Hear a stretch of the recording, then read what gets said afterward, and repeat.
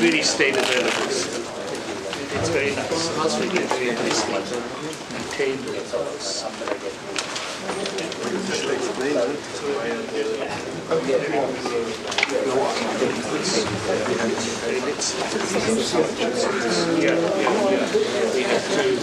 have two bits.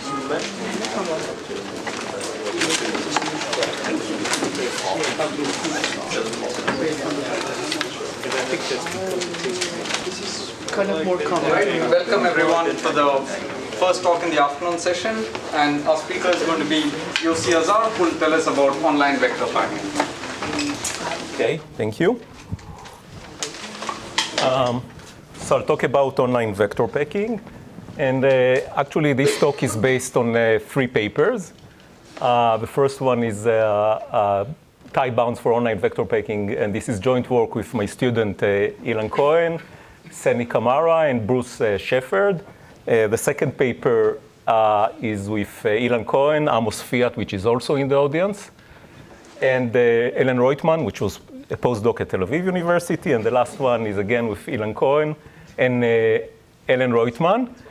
And as you can see, the joint co-author is Ilan Cohen, and this is a part of his PhD thesis, and he also gave a talk about his PhD thesis. So if you have doubts about the following sentence, you can contact me after the talk, but only mostly prepared. I prepared a few slides. And now, in the last few years, there are like 3 trends which will change the future of computing. One of them is cybersecurity. The second is data science, which includes machine learning. And the third one is cloud computing. So this will be in that part of cloud computing. Not that I'm claiming that these papers will change anything, but still, it's part of the cloud computing community area. And a little bit marketing. So what's the advantage of cloud computing? But actually, you can enable sharing of computing resources. And the main idea, it helps usually the companies that they can actually concentrate on their applications and their core business. And all the IT part is handled outside and don't need to take care about scaling and supporting the customers, I mean, in terms of computing resource and so forth. So this is really changing the way that computing is done. The problem is that there is some trade-off between quality of service to the utility of the servers, the utilization of the servers. And typically, since quality of service is important, servers usually operate at a low utilization. And the goal that I'm going to discuss is improving the utilization by assigning tasks efficiently. And in particular, energy is very important. As you know, servers takes approximately 10% of the whole energy of the world, data centers. And you want to reduce the cost of energy and minimize the number of active servers. So if you are allergic to marketing slides, this is it. There's no marketing anymore. And I'll now switch from now on to the technical part. So I'm going to model the problem as follows. Each task it requires multi-resource, such as CPU, memory, GPU networks, and so forth. And typically, if you put 2 tasks that requires different resources, they're parallelized very well. So if one requires a lot of CPU, the other one requires a lot of memory and so forth, you can put them together because they don't compete with each other. And the modeling that they're going to use is that each server has a capacity for each resource, and each task has some requirement for each source. So now we switch to the mathematical model. So we present the problem as follows. Each server can be represented as a d-dimensional bin with capacity 1 in each coordinate. Of course, you can say that the coordinates are different, but you can always normalize it to be 1 in each coordinate. And each task is a 0, 1 vector, which is the requirement that you need from the servers in each of the different resources. And the picture is as follows. Here I have 3 servers, and each column is a different coordinate. And now I have 5 vectors.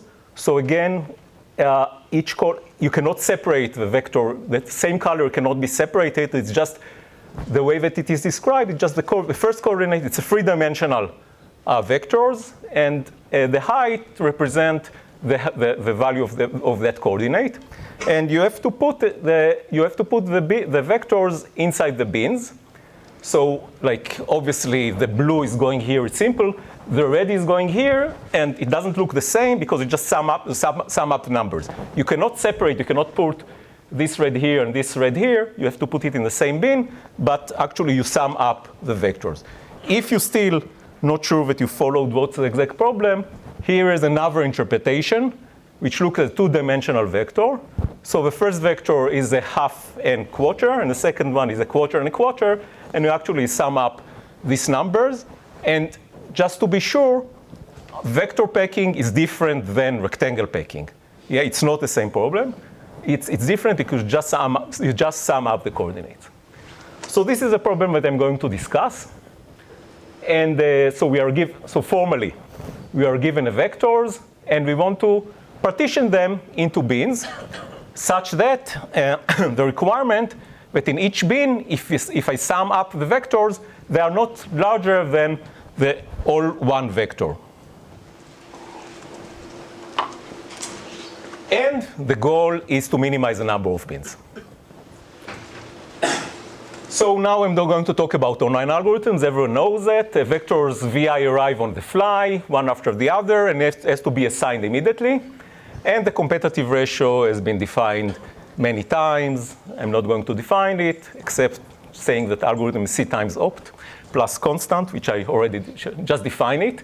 And the goal is to minimize the competitive ratio C. OK, so let's look at one specific algorithm. For example, first fit. So the first vector arrives. I just put it on the first bin. The second vector arrives. I can fit it again. The third one, it doesn't fit. So these 2 coordinates fit here, but the first coordinate does not. Therefore, I need to open a new bin and put it there. The fourth one, again, it doesn't fit because of the first coordinate. It doesn't fit here as well. Doesn't fit here, although it may fit here. But still, I need to open a new bin, and put it there. And the fifth one doesn't fit in the first, but fits into the second. So I assume it's clear, the problem is clear, because I'm going to talk in this talk only on this single problem. So if it's not clear, then that's it. OK. OK, so first of all, let me talk about a very special case. D = 1, it's the classical bin packing. And I'm not going to list the results, because then I have to spend the next 40 minutes just to list all the results about bin packing. It's one of the most nutritious problems. It has a huge amount of literature of dimension 1, starting from asymptotic pitas for the offline version, and first fit, and harmonic plus, harmonic plus plus, harmonic plus minus plus, whatever. And a lot of work, and I'm not going to discuss it. Also, I'm not going to discuss the offline version, although it was initiated by Chandra Chekur and Sanjeev Khanna. And then there is a list of papers, and the paper of Nikhil here is the last in the sequence. So I'm going to discuss the online version. And the online version, actually, the first result is the one from 76, which says that the first fit is D plus 0.7 competitive. For D = 1 is actually first fit is 1.7, but for larger D is D plus small number. And surprisingly, the only lower bound which has been known is a lower bound of 2 from 93 for large dimension. So this gap has been open for a long time. And what we showed in a few years ago is actually a lower bound of D to the power of 1 minus epsilon. Information theoretic lower bound, which means online lower bound. And the idea of the lower bound, and I'll explain later why I write B = 1, is as follows. We are going to reduce it from online graph coloring. And let me define I'm going to talk about only one problem, but I still will define a different problem, which is the online graph coloring problem. Here, you're given a graph. It's not known in advance. You get the vertices one by one. And every time that you get a vertex, you get the edges that connect the vertex to previous vertices. This is the standard classical online graph problem coloring problem. And what we do is actually we reduce the graph coloring program to vector bin packings. This reduction is not an offline reduction. It's online reduction. So you don't know the graph in advance. You get the vertices one by one. And while you get a vertex, you still have to reduce it immediately to a vector for the bin packing. Yet while you get a vertex, you need to reduce it to a vector. And then once you get a solution for the packing here, which is also an online solution, you pack them one by one. Then you reduce, you get back and get a coloring for the graph coloring. And the main idea here is that the main result that we use is a very cute and sophisticated lower bound of Magnus Alderson and Mario Segedi, which show that graph coloring online graph coloring is almost as bad as you can think. If the graph is of size n, then optimum can use only log n colors, while the online algorithm may use approximately n or n over log n colors. So there is actually a ratio of almost n between the optimum and the online algorithm. And actually, this reduction shows the same thing about the vector bin packing, that there is a large reduction, large gap. The optimum can be as small as log d, while the online algorithm will be d over log d, approximately. And the reduction is actually not very hard. It's very simple once you see it. You just need that for two different vectors, two different vertices that have a joint edge. You'll have a coordinate one, the same let's say one coordinate, one value in the same coordinate, and then you cannot put them together. It's very simple. I mean, you need to be a little bit more sophisticated, but it's not very hard. And then actually in practice, what happens is that, okay, this is a very pessimistic view of the world. You need a lower bound of d, and upper bound is obviously d, d plus 0.7. But in practice, you have additional property that usually the servers are really large, have large capacity compared to the demands. If the demand is large, it's typically divided into small parts. People don't send huge jobs. They are just dividing them into parts. So typically, a task is small compared to the capacity of the server. If we translate it to vectors, what we say is that all vectors are at most 1 over b in the coordinate. For example, if b is equal 5, it means that each coordinate is at most 20% of the capacity. And then we can get much better result. So the upper bound is d to the power of 1 over b minus 1 times log. It means that if, again, if b is equal 5, then actually you reduce, instead of d, you get d to the 1/4, to the power of 1/4. And the lower bound is d to the power of 1/5. And that's in the same paper. So actually, you can actually improve. And I'm not going to talk about the upper bound. The upper bound use an algorithm similar to virtual circuit routing, which use exponential weights. Others call it multiple weights, multiple update weights, and so forth. There are very different names for the same thing. And the lower bound I'm also not going to talk about, but I'll only mention a little bit what's the idea. The idea is actually to reduce it again to online graph coloring. But in contrast to the previous reduction, which is actually a reduction from a problem to a problem, here we cannot do that. We can reduce a graph to vectors, but the problem is that given a solution for the vectors, we only get what's called b+1 click-free graphs, and it does not imply coloring. And actually, there is no way to get a coloring for the original problem. But now we had to actually look at the exact instances that are used in the online graph coloring. You have to get into the lower bound. And notice that the instances, these specific instances, you can actually, a graph it does not have a click of size 10. It doesn't mean that you can color it in 10 colors. Obviously, there are counterexamples to that.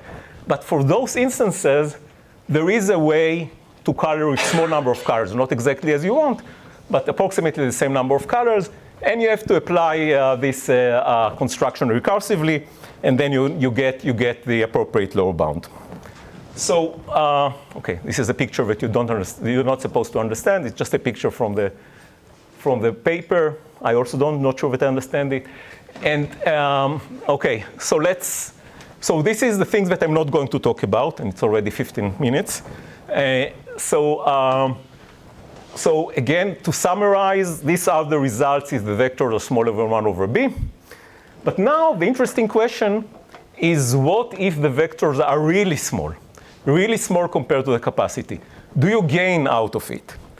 So really small, for example, 1 over log d. Once it's becoming 1 over d, there's no so much point to go below it, because the upper bound cannot be reduced below log d, because this is becoming constant. And the lower bound cannot be reduced below constant.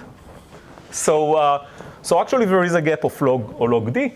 And somehow for some time we conjecture that the log d is the correct thing, because similar to virtual circuit routing and all other stuff, there is like the log d algorithms, which was very natural. But the next result that we get, you actually get a randomized E-competitive algorithm for the problem. More precisely, what do I mean by small vectors? You lose 1 plus epsilon times e when you say that the vector is smaller than epsilon squared times log d. And actually, we can also de-randomize the algorithm for, you need slightly smaller vectors. You need to, by additional polylog factors, and you actually can get 1 plus epsilon times e. You can get virtually E-competitive algorithm. And for 2 dimension, actually, can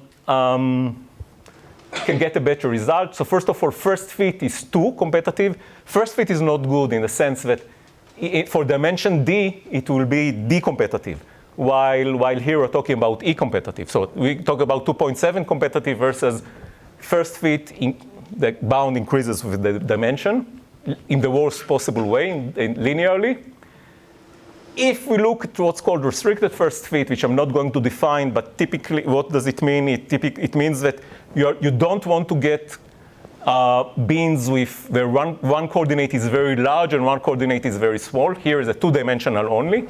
Then you can actually improve it to 1.48. And there is actually a 4-thirds algorithm as well as 4-thirds lower bound. I'm not going to discuss this algorithm again, but later I'm going to discuss a little bit the lower bound. The algorithm is a bit messy with a lot of details, so I'm not going to discuss it. But what I want to discuss is this E-competitive algorithm for arbitrary dimension. So assuming the vectors are small, you can get really E-competitive up to 1 plus epsilon, of course, with small enough vectors. So this is what I'm going to prove now. So first of all, what's the technique? The technique is based on, first of all, we solve a splittable model. I'll immediately define what is a splittable model, and then describe the algorithm. Then we use rounding. Rounding is by randomized rounding. This is more simpler, and then deterministically, it's a bit more complicated. So what's the splittable model? The splittable model, you have a vector. Of course, I cannot split it to different coordinates, because that will change the whole problem. It will be completely meaningless. But I can split it into fractions, alpha 1 up to alpha 4, where the sum is 1. And each vector is scaled by the same factor. So as you can see, the ratio between the coordinates are exactly the same as the original. You just scale down the vectors. You cannot separate different coordinates. That's clear. That's the meaning of splittable, and I think that's a natural thing. And now for a splittable model, it's actually very easy to understand what's the value of opt. So if you take all vectors, and so each coordinate, if you sum up each coordinate separately, you get the volume in that coordinate. And obviously, lambda will be the maximum among this volume. So of course, you need at least lambda bins, because in each bin, because there is a coordinate whose sum up to a lambda, and each bin can give you only one unit of volume. You need at least lambda bins, and surprisingly, opt is actually equal exactly lambda, of course, ceiling. And the way to see it, if these are all vectors, and the value here is lambda, you just split them equally to equal fractions among lambda bins.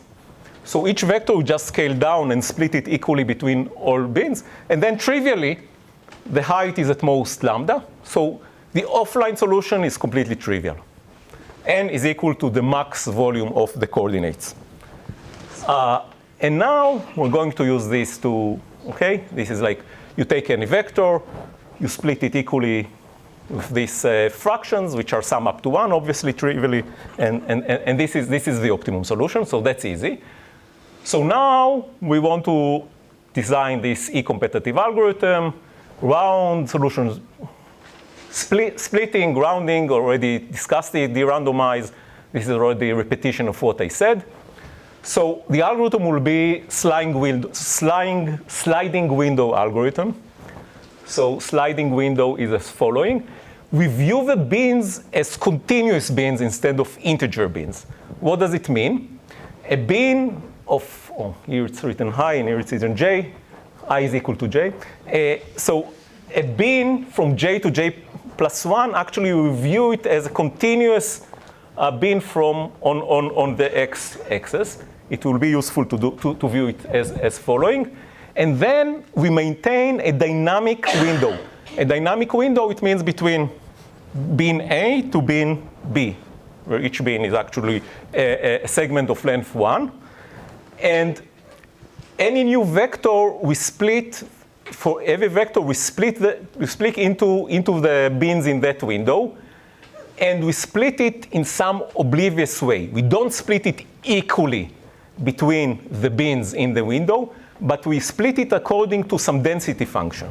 And the density function will be decreasing, and I'll explain, I'll give in a minute an example. What does it mean is that if this bin is in the window, you will get the same, the fraction that you will get is the area. Here, you will get the same fraction from each vector while he is in the window. Let me give an example.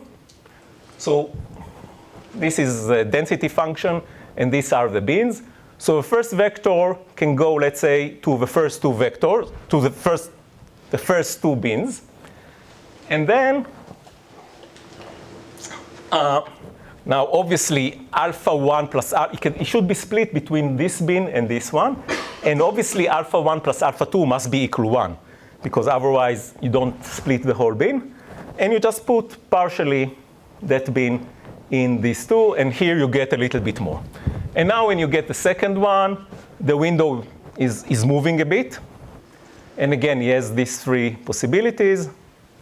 Alpha 2, alpha 3, alpha 4. Of course, alpha 2 plus alpha 3 plus alpha 4 equal 1. And you just split it among with the same function. So if alpha 2 getting the same fraction for the first bin and the second bin, scaled, of course, scaled by the vector itself, and so forth. And that's the whole algorithm. And now I'm going to define it formally. Yes? Before you finish specifying the algorithm, could you tell us how the left and right endpoints of the sliding window are defined? Yeah, now. Okay, this is it. So lambda is V1. Again, lambda is the maximum value in each coordinate, of each coordinate. Then vk, just reminder, vk is just the sum of all the coordinates, the kth coordinate of all the vectors. Now the window, this is precisely answering your question, is between lambda to e times lambda. Okay, so the window is slightly moving, and it depends on the optimum. You need to, you know the value, you know the lambda up to that point, and and the window is moving like that. Here it is. And I didn't also tell you what is the density function. Density function is 1 over x. What does it mean? It means, of course, if opt is increasing by 1, then the window is moving a little bit. So lambda is for just the ones you've seen so far. Lambda is the maximum total coordinate. It's maximum overall coordinates of the sum of all the vectors, yes, that you have seen up to now. And it's updated over time. And now, what does it mean that the density function is 1 over x? It means that the fraction that you give to pin j, which is continuous, bin j is actually a continuous number between j and j plus 1. It's just the integral of 1 over x between j and j plus 1. And this is why it's ln of j plus 1 divided by j. So this is what the fraction that you give to bin j if it is in the window. And now I'm actually going to prove this algorithm in 3 slides. The proof is very simple. So I need to prove 2 things. One is it's e-competitive, and the second that it's feasible. So first of all, let's say why it's e-competitive. It's e-competitive trivially, because the algorithm just uses windows from lambda to e times lambda. It doesn't put anything after e times lambda, and lambda is the optimum value. Therefore, it's trivially competitive because I never use more than e times lambda bins. So it's trivially e-competitive. Now, second thing that I have to show is that actually each bin is completely split. Each vector is completely split among all bins. And the way to do it is, this is also easy, because the density function is 1 over x. And we split it between bins from lambda to e times lambda. And this is just the integral. And the integral is trivially equal 1. So what we have seen? We have seen that actually the algorithm is e-competitive. And we split every bin, every vector into the bins. But what's the most important thing is why the bins are not overflowing. Yeah, I can also always design an algorithm that I never use more bins and I split all the vectors, but the bins will be overflowed. That's the main problem, but this is also not very hard. So I look at bin j and the coordinate k, and this bin is getting volume only while it is in the window. So the fraction of the vector that he's getting is this one, and he would get it to the total volume while vjk is the volume of the vectors in the kth coordinate while this bin is in the window. He is in the window while j is between opt and e times opt. And this is like the maximum fraction that this bin gets. But it's easy to claim that the total volume that he would get from vectors is at most j, because once you get a volume of j, we are sure that lambda is larger than j, and then it's out of the window. It's one line. It's very simple. You have just to think a little about it. You cannot get more than j volume, because after that, optimum will be larger than j, and then it's out of the window. And now, if you just use the trivial inequality, you get that it's at most 1, and none of the vector is overflow. That's the whole proof. That's it. Yeah. So this picture is just for the j's item, right? Yeah, I mean, the proof is for jth item, k coordinate. You have to prove it for every item and for every coordinate. And the picture will move. Sure. I mean, this is only one, of course. Yeah, this is for one vector, one coordinate. Of course, you have to do it for all of them. But it's the same. It's a generic proof. OK, so randomize. Now, this was splittable. Now I want to go to randomize unsplittable. So I simulate the sliding window, but instead of bins of size 1, bins of size 1 minus epsilon. So recall that in the original vector bin packing, if you change from 1 to 1 minus epsilon, it could be a disaster. But here, since it's fractional and all vectors are small, you don't lose a lot. Actually, the optimum just increased by 1 plus epsilon, or 1 over 1 minus epsilon. It's not a big deal. So this is OK. I mean, you didn't make a big change here. And while the vectors are arriving, you run the sliding, you simulate the sliding window algorithm, and you get a fraction from each vector for each bin. And you just do randomized rounding. You choose one coordinate at random and assign the vector there. The problem is that you can get overflow. There is no reason that you're not going to get an overflow. So if you don't get an overflow, you just assign it, the vector there. If you have an overflow, so we need a separate spillover bins that if you have an overflow, you just use first fit. And the idea is that the spillover bins will not get too much load, and therefore it's fine to use very non-efficient algorithm for these vectors. So that's the idea, and the proof is, okay, let me show an example before the proof. So here it is, you have, you simulate a splittable algorithm, and then, so part is going here, here, here, you choose one at random, it happens to be this one, so it's assigned completely here. Instead of fractionally, it's assigned completely here. Now you get another one, again, it chooses a second one as a random choice, and it's here. Now you get the third one, the window is here. Although we start to empty, it happens to choose this one in the randomized rounding, and then you cannot put it there. So you're just going to the spillover bins. So you use first fit in the spillover bins, and that's the whole algorithm. And the proof, the idea is very simple. Assuming all vectors are smaller than epsilon squared times log d, then, as I said, the fact that we decrease the bin only increase slightly the value of optimum. Sliding window will be, instead of E-competitive, 1 plus epsilon, E-competitive. And then we apply Chernoff bound. And the problem with Chernoff bound that it doesn't give you that you succeed with high probability. You succeed with good probability, but not high probability. And therefore, but it's good enough that the total load for the first fit is small. So it's not tiny. You're not succeeding with high probability, but it's small enough that the spillover bins can handle the rest and you don't lose a lot.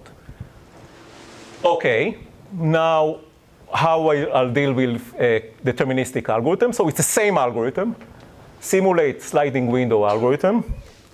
And when vector arrive, you compute the fraction of vector I assigned to bin j. But now there is a big difference. Let j be star, but the index minimize some potential. And I hide everything in the potential. The potential use the exponential functions, which are the similar method to how you prove Chernoff bound. So this is what's pessimistic estimator, as you can call it. There are many names to the same thing. There is like a potential function that tracks the difference between what you expect to get and what you really get. And you use the sum of the exponent of this difference, and you do it appropriately. And here again, it may happen that you assign to a bin and you get an overflow, so you need to use a spillover bins. But here in the estimate, it's a bit delicate. In the estimate, you ignore this. I mean, you assume as if the item was assigned to the same bin. There is some delicate issues here, and I'm not going to discuss it. OK, so I have 15 more minutes. Yeah. So the only place where you use the PIJs from the fractional algorithm is to test which bins have a non-zero? Yes, precisely. Precisely. The proof is you show that if it's a potential function that you show that the expectation is decreasing, therefore there is one element that it will be decreasing. You have to define. It's a bit sophisticated. This is why I don't. Does the formula for phi also incorporate the PIJs, or you're only computing the PIJs in order to test for equality with zero?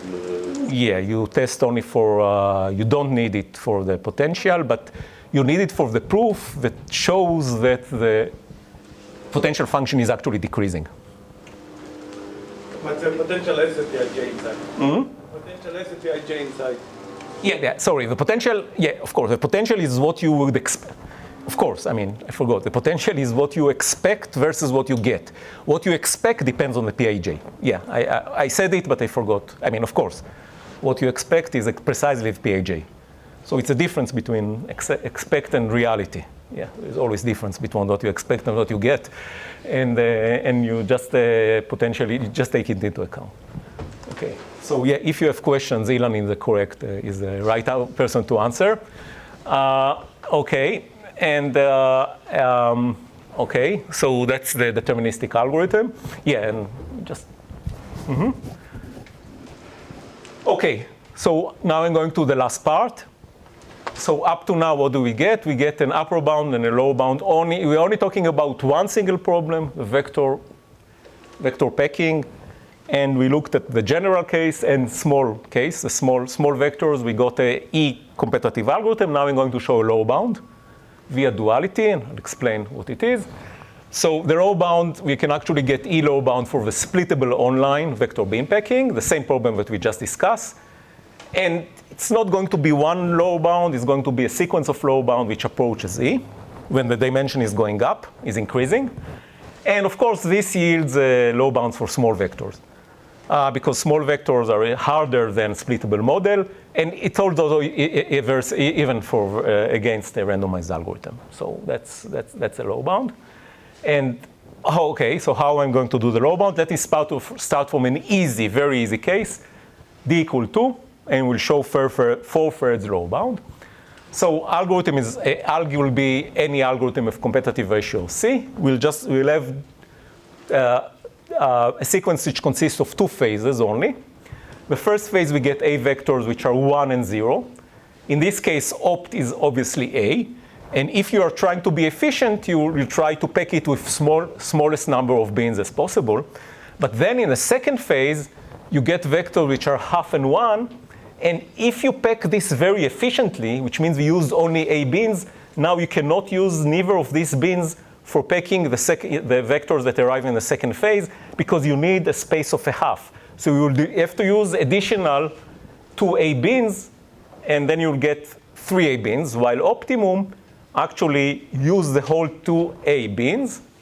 Optimum is actually, I don't know to describe the optimum, because the optimum is just the maximum over the volume of each coordinate. This is we already noticed, but specifically it will put all these vectors among all bins and then put this among all bins. And so now, so you're in some kind of a dilemma, how many bins to open in the first phase and where to put the items, the vectors. So if you cannot open, since the optimum of first phase is A, you cannot open more than CA bins because you want to be C competitive. It means that in the first coordinate, the volume is A, and the number of bins that you have is CA, therefore the free volume is CA minus A. And now, when you get the second phase, part of it you will put in the second phase is vectors of 1/2 and 1. If you accumulate them all together, it's A and 2A. So part of it you will put in the bins open in phase 1, and part of it you will put in the bins opens in phase 2. You put K here, which is first K in the first coordinate, 2K in the second coordinate, and the rest, A minus K and 2A minus K. And now you get two linear equations. K plus A is smaller than CA. This is the first coordinate from the first phase. And this is the second coordinate from the second phase. And if you solve it, you get immediately C equal to 4/3, and this is the whole lower bound. So this is very simple. The 4/3 lower bound is very simple, it's also tight. So now, okay, now before I go into the general case, I want to write it as equations, just to use the general terms. Xij will be the total fraction of vectors of phase I that arrived, I'll define in a minute phases. Here there are only two phases that assign to bins that were open in phase J. So at every phase in a minute, we'll open some bins and we'll get vectors, and vectors that arrive at phase I can be assigned to bins which are open in phase J, and Xij is exactly the fraction of it. And what we know is that these things just say that every vector was assigned somewhere. This is like trivial constraints. And the constraints from before, I'm not going to repeat them. It's a volume constraints of the coordinate 1 and phase 1 and coordinate 2 in phase 2. The other two constraints are not as strong, and therefore you need only these two constraints, and that's fine. Now we are going to go to the D. 10 minutes here. I'm completely fine. Yeah, I'll probably finish 7 seconds before. So I'm going now to have a sequence of D phases. The first one is 1 and all the rest is 0. The second is half 1 and all the rest is 0. Then, and here I'm going to have A vectors, here 2A vectors, 3A and I vectors with these coordinates. Every time I add a new coordinate, and the other coordinates are decreasing. And trivially, you can compute by volume consideration that opt here is A, 2A, and IA. This is easily to see that opt is that. The problem with the algorithm that if he wants to be efficient, he actually wants to pack things as much as possible, as packed as possible, but then he would get the new vectors, which means that he had to leave space in the previous vector. So he's in some kind of a dilemma. And yeah, and this is the last phase. Last phase is 1 over D, and 1, and we are done. And now, if we define as, just to recall that Xij is a total fraction of vectors that arrive at phase I and were assigned and bins open in phase J, and of course, J must be smaller than I because if the bins are not open yet, you cannot assign the vectors there. This constraint just says that every vector should be assigned somewhere. And the C-competitive algorithm, just that this is the only constraint. However, you have many, many such constraints. So what it just say is that if you look at coordinate K and the bins that are open in phase J, so coordinate K is as a value, if we just see here, in coordinate K, you have here 1. And here you have, this is 1, and you get coordinate I. Okay, coordinate J, you have 1, and you have J A bins. So coordinate K, you have K. And all the rest, you have 1 over I, but you have IA. So it means that the volume is 1. What does it say? It's trivial to say, here the coordinate is the coefficient is K, and all the rest is coefficient is 1. Yeah, it's just trivially sometimes it's hard to see in the talk, but it's just translating the sequence to that equation. So actually what we get a linear programming, very innocent one. This is the constraint that all vectors has to be, and we are trying to minimize the competitive ratio. This is a constraint that all vectors has to be put somewhere. And here's a constraint that you don't overflow. So this is a simple linear program. You just solve it. But unfortunately, this has these square variables. So you have a variable for every R and for every, you have here you have xrj as these square variables. And it's very hard it looks innocent, but we don't know how to solve it. So we actually solve it for small numbers. So d equal 3, we get 1.5. D equal 10, 1 point this, and so forth. D equal 50, which means 2,500 variables. You can go to 100, it will be 10,000 variables. And you get numbers which approach 2.26. It's not clear. We were not sure where it stops. And it looks very innocent, but looking at all these solutions, d equal 3, 4, you cannot see how the optimal solutions doesn't look very simple. And then we had to do something. So the problem, in principle, you can try to solve it. Every solution is a lower bound, but you don't know what happens if these go to infinity. So instead, we are going to bound, of course, we don't need to get the optimal solution. We're going to bound the optimal solution. And the way to do it is looking at the dual. So this is different techniques than primal dual. In primal dual, you get an algorithm and you compare it to the dual, and you get a competitive ratio. Here, the duality is used to get a lower bound. You could get a lower bound by solving the linear programming, the primal optimally, but we don't know how to do it.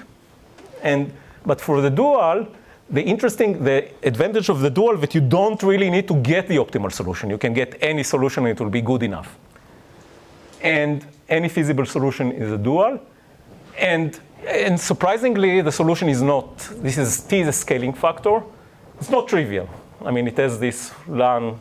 It's kind of complicated, and in the paper, we show some ideas how we get these solutions for the dual. And it's not the optimal dual solution. It's a dual solution. And the idea is that you can guess some of the variables, and then you look at a continuous problem, you get differential equations, you solve the differential equations, and eventually you get what here. I mean, when you do the right thing, eventually you get the correct substitution. And if you compute it, you get D goes to infinity. So again, this is not the optimal. We didn't find the optimal solution, but we found a solution which in the limit approaches to the correct solution, to the optimal solution. And this is why, so that's the idea of how to prove lower bound via duality. So the idea is to construct a collection of inputs. You generate a primal, the variables, the competitive ratio is the goal function. You can solve the primal algorithm and get a lower bound. Sometimes it's easy, sometimes it's possible, and then you're done. But if it's complicated, it has too many variables, like d square, n square variables, then instead you just go to the dual and find a feasible solution. And in the dual, you can approximate. In the primal, you cannot approximate because then you lose optimality, and you have to prove optimality. In the dual, you don't care if you approximate a little bit because you just get a slightly worse solution.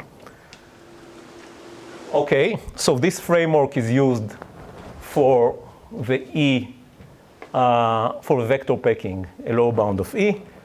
It also we can also prove a lower bound for adduction, where Niv and Kamal and Sefi show this upper bound. We can show that this upper bound is actually tight for, it's a bipartite matching when the degree is, it's online bipartite matching when the degree is D. On one side, you can get actually the exact bound. And also for capital investment, and I promised to finish 7 seconds before, so I'm not going to define the problem, but it's going to be. So I'm going to go to the conclusions. So let me summarize what I talked about. So for the general problem, it's very pessimistic. You get D lower bound and D upper bound, so it's useless. Vector packing for arbitrary vectors, it's useless. Then if you assume that they are small, the bounds decreasing d to the power 1 over d times log d, approximately. I do some approximation here. If the vectors are very small, then you can get E, and also a lower bound of E. Open problem. This is the last slide. So first of all, the upper bound is d to the power of 1 over b minus 1, and while the lower bound is d to the power of 1 over b. And there is a gap. Actually, the most interesting case is b equal 2. For b equal 2, I know that all vectors are smaller than a half in each coordinate. Let's say all vectors are smaller than a half for each coordinate. So the lower bound is square root of d. The upper bound is useless. It gets you something larger than d, so it's d. So there is a gap between square root of d to d. And I mean, without using this fact, you can get e. The question if you can go sublinear if you assume that all vectors are smaller than a half. That's interesting and unknown. Another very interesting problem is that when I said that we have this lower bound, I slightly cheated you in the sense that if you allow additive constant that depends on d, the lower bound breaks. So the lower bound is always, but the lower bound, so the lower bound is, you assume the lower bound is when d is going to infinity. When d is fixed and optimum going to infinity, and then you allow a constant that depends on d, it actually breaks. And it might be able to overcome this lower bound by allowing additive constant. So this is also very interesting. In a minute, this is the last thing, is that, okay, of course, random order, stochastic input, and that's it. Yeah, questions? For the open question in the third bullet, if you allow an additive constant, your Your factor E lower bound. Yeah, it's still, yeah. Anything stronger than that? No, nothing better than E, yeah. Even if you allow D additive, actually everything breaks. Let's thank Yossi for the talk. Time for a couple of questions. Yes.